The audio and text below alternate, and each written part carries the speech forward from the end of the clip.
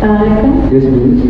This question is from a lady. She says, history shows that Almighty God raises prophets as messengers. Mankind after a time forgets the message. Will this process continue now that Holy Prophet Muhammad ﷺ and the promised Messiah have conveyed their messages? Yes.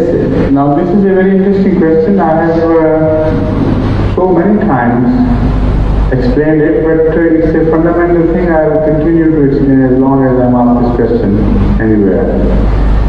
The fact is that the one verse, particularly in Surah Nisa, speaks on this subject and opens up the possibility of subordinate prophets to come. And it does not put any limit to the number of the prophets which may possibly come. It discusses the possibility alone.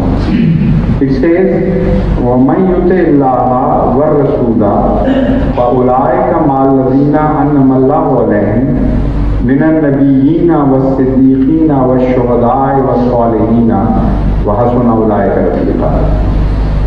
مَنْ يُطِعِ اللَّهَ وَالرَّسُولَ, whoever obeys Allah and our Rasul, that is this Prophet Muhammad, peace be upon him, what will happen to them? Now this is the announcement, very dramatic and glaring announcement made. Whoever now would obey Allah and this Prophet Muhammad, peace be upon him, something is going to happen to them. What do you expect? Will they be punished or will they be rewarded?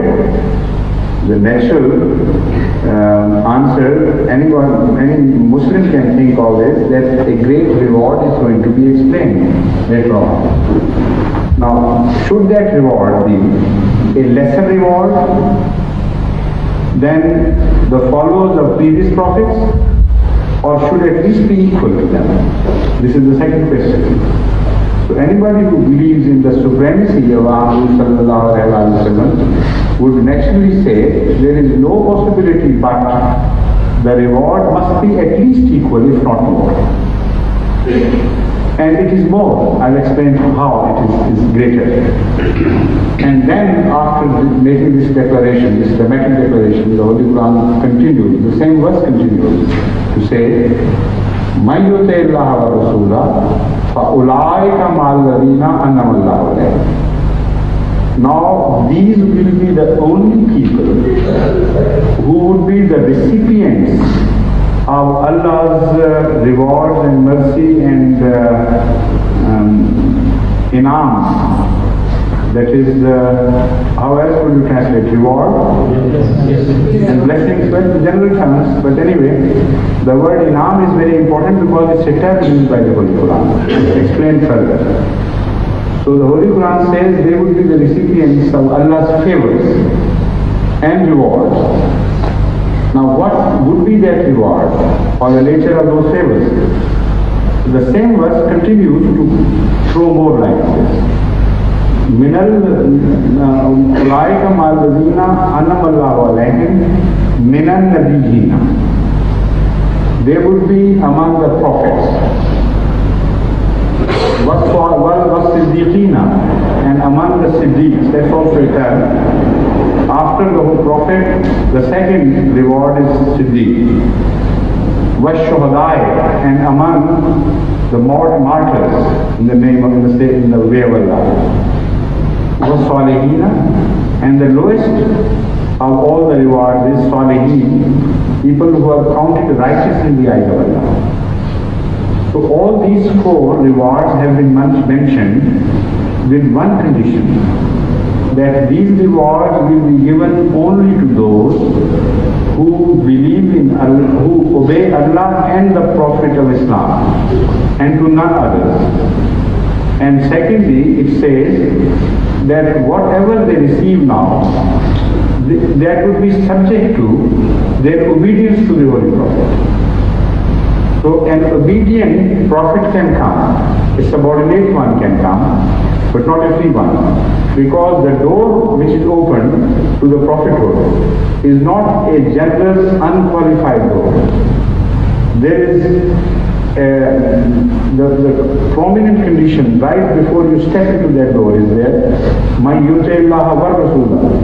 So without submitting to Hazrat Muhammad Mustafa sallallahu alaihi wasallam, you can't be a prophet. That means only a subordinate prophet can come. Not only that, but you can't reach the station of Siddiqiyat either, unless you submit to Hazrat Akram sallallahu alaihi wasallam and Allah, of course. So it goes on. So that verse shows that every reward is finished. Even not only Nubuwwat, not only the prophethood, but also Siddiqiyat and Shahadat and Salihiyat, but finished outside the realm of Islam, not within Islam. It is finished for those who do not obey Hazrat Akram sallallahu alaihi wasallam, but not to those who obey him. As the standard of obedience and submission to him rises higher, so would be the reward comparatively, in correspondence to the standard of submission. So this is how one begins with the first ladder, that is Salihiyat, and can rise up to the ladder of prophethood. Now here is a very interesting question. This verse does not put any limit to the numbers. And also, as I mentioned, a true believer expects the reward to be greater than the reward shown previously. How these questions are answered by this verse and by the traditions of the Holy Prophet. Now I will refer you to a tradition of the Holy Prophet which will explain the whole situation. How many prophets can come, and what type of prophets can come in large numbers, and what type of prophets cannot come in large numbers. All that has been explained by Hazrat Akram sallallahu alaihi wasallam. He says, ulama ummati kam niyai bani Israel, the scholars of my ummah are equal to the prophets of Bani Israel, Israelites. So that shows that such saintly people are to be born in large numbers from among the followers of Hazrat Muhammad Mustafa who will reach the status of the prophets of Israelites, will not be less in any way in status to the prophets of Israelites, but still they will not be called prophets. Why give status and not call prophets?